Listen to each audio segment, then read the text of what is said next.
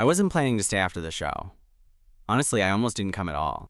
It was one of those random Tuesday nights when I had zero energy but somehow convinced myself that watching some local performance art might be more interesting than scrolling through my phone alone in my apartment. I figured maybe a little distraction would be good, something out of the usual bar scene or whatever else I usually end up doing on a weeknight. So there I was, sitting on a creaky wooden bench in this tiny, dimly lit theater tucked away in a part of the city I don't usually hang out in. The kind of place where the air smells like old paint and a mix of coffee and sweat. A single spotlight on an empty stage, and me with a half-empty cup of lukewarm tea, wondering if this was going to be a complete waste of time. Then he walked on. Not in any dramatic way, no grand entrance or booming music. Just a man, alone in the spotlight, barefoot and wearing a simple black shirt and jeans. His presence filled the room quietly, but unmistakably. At first, I figured he was just your typical weird artsy guy, doing some interpretive nonsense, like I'd seen 100 times before in college. But then he started moving, and suddenly it wasn't about some obscure metaphor or cryptic performance piece. It was like watching someone tell a story without words, and for the first time that night, I was actually hooked. His name was Eli, and as the show went on, I caught myself leaning forward, trying to catch every subtle expression, every slow reach of his hand, every breath he seemed to draw right into the audience. There was this raw honesty in the way he moved, like he was peeling off layers of himself with each step. It wasn't just performance, it was confession, therapy, and invitation all rolled into one. By the time he finished, sweat glistening on his skin, chest heaving, I was the only one clapping. Everyone else was silent, like they weren't sure what to do with what they'd witnessed. But I was on my feet, and the applause felt like an outburst, like I was cheering for more than just the show. I was cheering for him. After the lights came back on and people started filing out, I was about to follow when I felt a tap on my shoulder. "Hey," he said, voice low and a little breathless. "Would you want to stay for a minute?" I mean, I don't usually ask, but I could use someone to talk to. It was oddly casual, like he wasn't asking for anything heavy, just company. But something in the way he looked at me, like he saw something I didn't even know was there, made me hesitate. And then, before I knew it, I said yeah.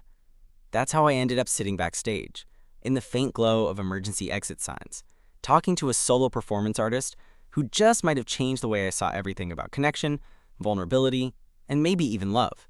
But you'll have to hear the rest to understand how we got there. We shuffled past the empty rows of seats, the smell of old wood and dust clinging to the air, until we reached the narrow backstage corridor. It was quieter there, the faint hum of the city outside replaced by the soft buzz of the theater's fluorescent lights. Eli pulled open a door that led to what looked like a storage closet crammed with old props and folding chairs. He gestured to an old couch shoved into a corner and sank down, running a hand through his damp hair like he wasn't quite sure what to do next. I sat down opposite him, suddenly aware of how awkward it felt to just sit there with a stranger who just laid himself bare on stage. "So," I said, trying to fill the silence, "how long have you been doing this kind of solo stuff?"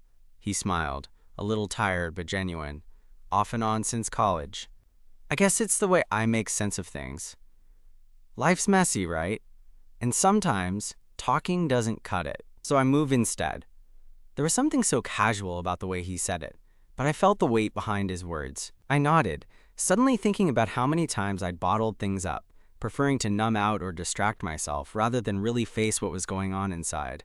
"Do you ever get nervous?" I asked, curious. "Every damn time," Eli said, chuckling. "But it's like standing on the edge. You jump or you freeze. I've learned to jump, even if it's scary. I liked that. The idea of jumping into something unknown, even when you're terrified. It felt brave, and maybe a little reckless, but also kind of beautiful." We talked for a while about the show, about how hard it was to make art that felt real, about the loneliness of performing alone night after night. And then he asked me about myself, not in a performative way, but genuinely. I told him about my job, boring office stuff that paid the bills but didn't spark much joy, about how I'd moved to the city a year ago, chasing some vague idea of adventure that hadn't quite materialized, about the small apartment I barely decorated, the friends I hadn't made yet, Eli listened like he actually wanted to hear it, like my words mattered. And honestly, it was the first time in a long time that I felt like someone saw me, not just the surface, but the messy, uncertain stuff underneath. At some point, the conversation slowed, and the silence between us wasn't uncomfortable anymore. It was like a quiet understanding, an unspoken acknowledgement that this moment, right here, backstage, no audience, no performance, was something rare. Then, out of nowhere, Eli reached over and brushed a stray lock of hair off my forehead. His fingers lingered there for a second longer than necessary, and I felt that familiar flutter in my chest. The one you get when you realize you're not just enjoying someone's company, but maybe, just maybe, wanting more. "I don't usually do this," he said softly. "Ask someone to stay after. But you were different tonight. You saw it." I smiled, feeling heat rise in my cheeks. I guess I did. For a few minutes, we just sat there, the world outside forgotten. And then Eli's expression shifted, a mixture of vulnerability and hope that I couldn't ignore. "Would you want to grab a coffee? Or maybe just hang out for a bit?" "I don't know. I'd like that." It was such a simple invitation, but to me it felt like the start of something. So I nodded, and we left the theater together, stepping out into the cool night air that smelled like rain and possibility. Walking beside him, I realized that sometimes the best stories start with the smallest, most unexpected moments. And that night, I wasn't just watching a solo performance. I was beginning a new chapter I never saw coming. The coffee shop wasn't far, just a few blocks down a street that still had that old neighborhood charm, with little bookstores and vinyl shops tucked between the usual chain stores.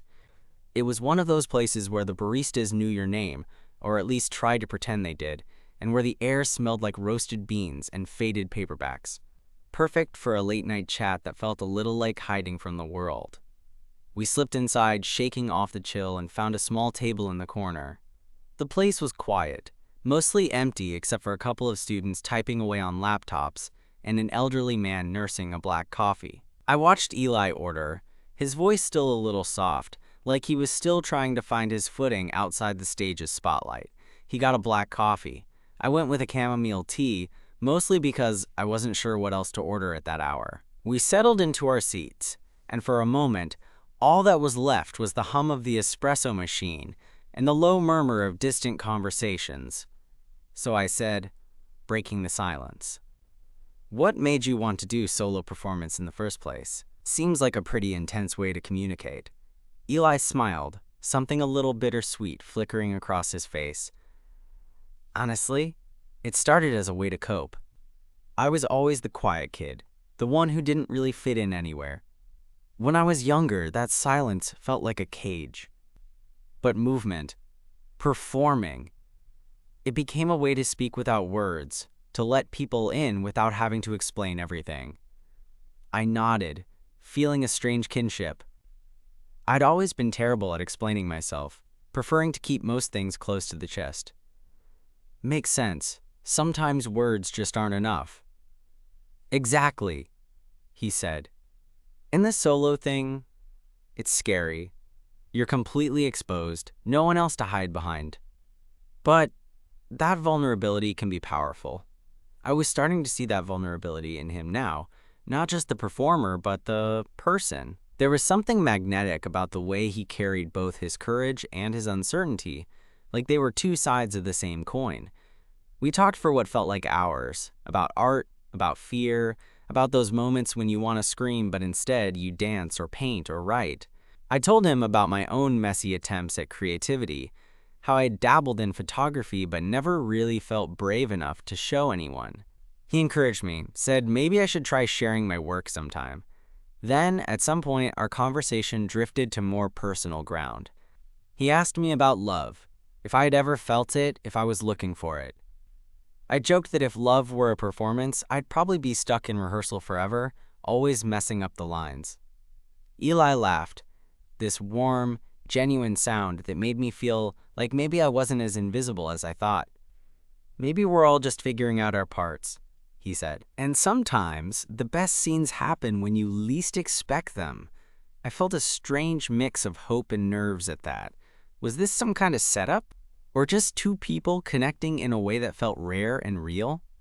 As the night wore on, the coffee shop began to close around us.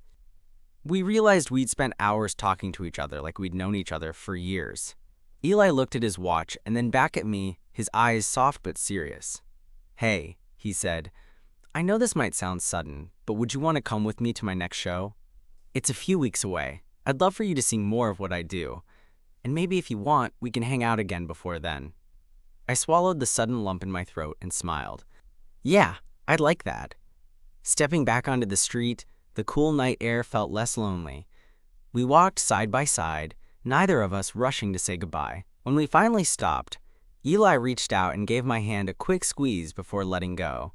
"Thanks for staying," he said. "Thanks for asking me." I replied, and meant it. I walked home that night with a strange lightness, like something unexpected had already begun to change inside me. It wasn't just the thrill of meeting someone new, or the excitement of discovering a world I'd never really paid attention to. It was that rare electric feeling that maybe, just maybe, I was ready to jump with both feet into something real. And honestly, I couldn't wait to see where it would take us.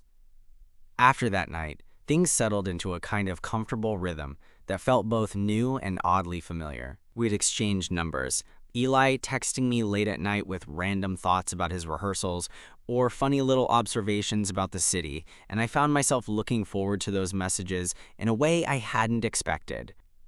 The kind of anticipation that's maybe equal parts hope and nerves. I won't lie, I overthought a lot at first, wondering if I was coming on too strong, or if Eli saw me as just some guy who happened to show up after a performance. But every time we talked, it felt effortless, like slipping into a favorite song you hadn't listened to in a while, but remembered every word to. We started meeting up more, sometimes for coffee, sometimes for walks around the neighborhoods neither of us really knew well. Eli had this way of pointing out little details, like the way a vine curled around a lamppost, or how the sunset hit a particular brick wall just right. It made me see the city differently, more alive somehow. One Saturday, a few days before his next show, Eli invited me over to his place. He warned me it was chaotic, which was an understatement. His apartment was this tiny loft stuffed with canvases, sketchbooks, and costume pieces hanging from every available hook. A half-finished sculpture sat on the windowsill, catching the afternoon light, and the faint smell of incense mingled with the scent of paint. He offered me a cup of tea and sat down beside me on a raggedy couch that looked like it had survived a few too many moves. "I've been working on this new piece," he said, nodding toward a large canvas in the corner. It was an abstract swirl of colors, dark blues and fiery reds, all tangled up in sharp lines and gentle curves. "It's intense," I admitted, feeling like I was trying to decode some secret language. "That's kind of the point," Eli said with a grin. "It's about chaos and control, about trying to hold on and letting go at the same time." It struck me how much that applied beyond just art. I thought about my own life, how I tried to keep everything neat and predictable, and how meeting Eli had thrown all that out the window. We talked late into the evening, the conversation weaving from silly to serious without missing a beat. There was a moment when Eli reached out and tucked a strand of hair behind my ear, and my heart skipped, but I didn't pull away. Instead, I leaned into the touch, surprised by how natural it felt. After a while, the light outside changed from gold to the deep blue of dusk, and the city grew quiet. Eli looked at me with something unreadable in his eyes. "I'm glad you came tonight," he said softly. "Me too," I replied, barely able to meet his gaze. Before I knew it, we were closer, the space between us charged with something unspoken. And then Eli's hand found mine, fingers intertwining like they belonged there. It wasn't flashy or dramatic, just quiet, steady, and real. That night, I learned that sometimes the best moments aren't the ones you plan or rehearse. They're the ones you let unfold, messy and imperfect, and full of possibility. The weeks leading up to Eli's next show flew by. We spent more time together, exploring parts of the city neither of us had seen before, sharing meals at tiny hole-in-the-wall restaurants, and talking about everything under the sun. I saw a side of him beyond the performer, The thoughtful, sometimes vulnerable guy who loved cheesy sci-fi movies and had an obsession with old vinyl records. The night of the show felt different somehow. Not just because I knew what to expect, but because I was no longer just a spectator. I was a part of Eli's world now, and that made everything feel more intense. Back in the theater, I sat close to the front, watching him move across the stage with that same fierce honesty that had first drawn me in. But this time, I wasn't just watching. I was feeling every wordless sentence he spoke with his body. Every moment of hesitation, every burst of passion. It was like I was seeing pieces of his soul laid out in front of me. When the lights went down and the applause started, I found myself standing first.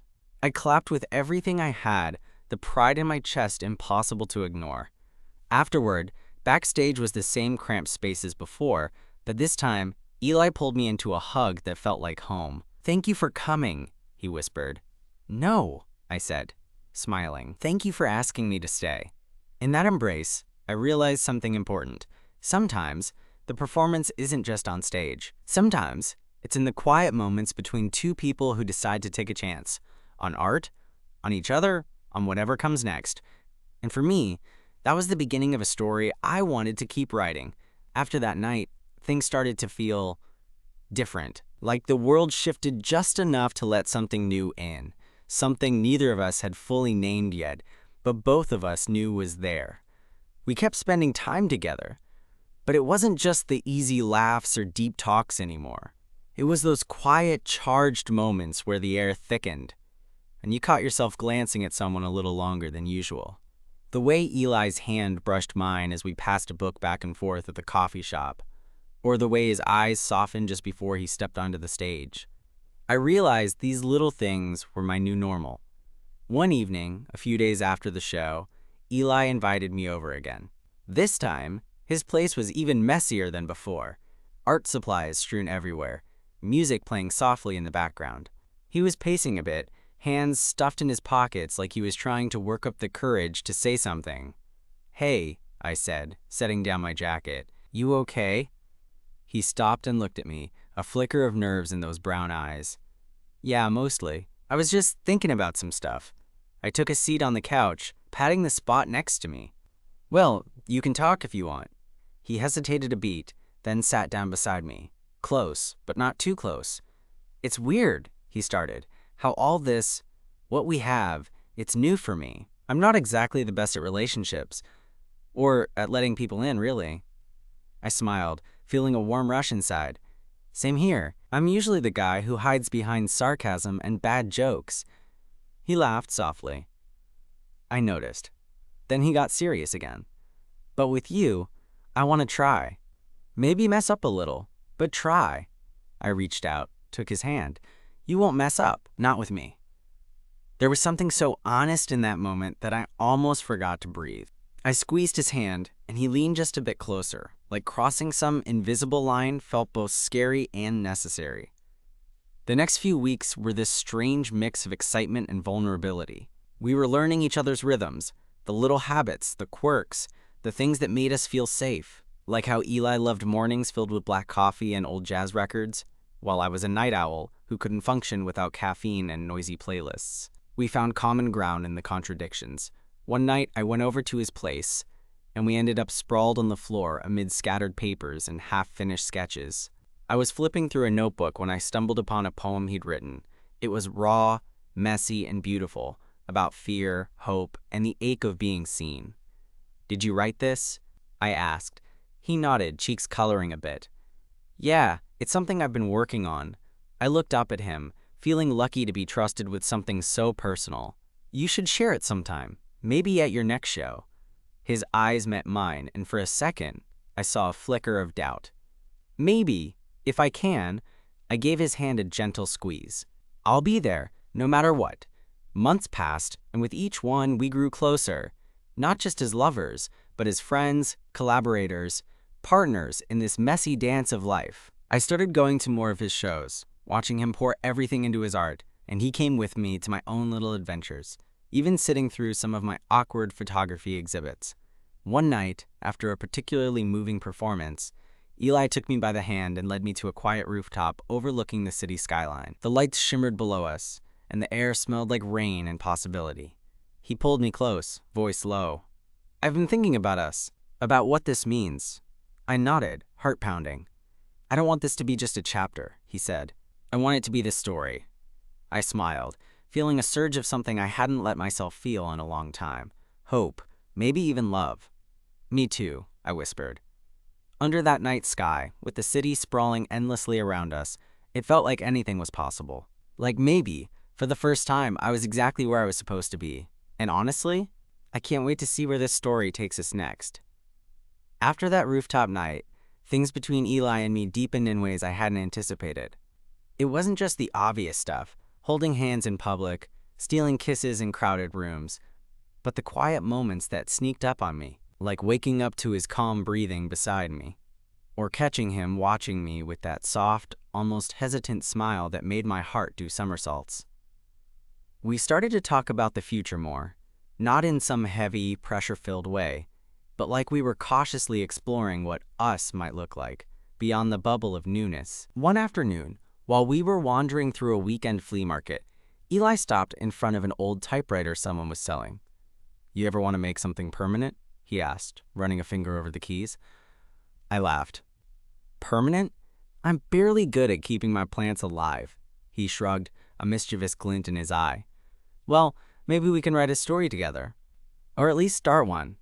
The idea stuck with me. There was something thrilling about not knowing exactly where this would go, but wanting to try, to build something that wasn't just a fleeting moment or a passing phase.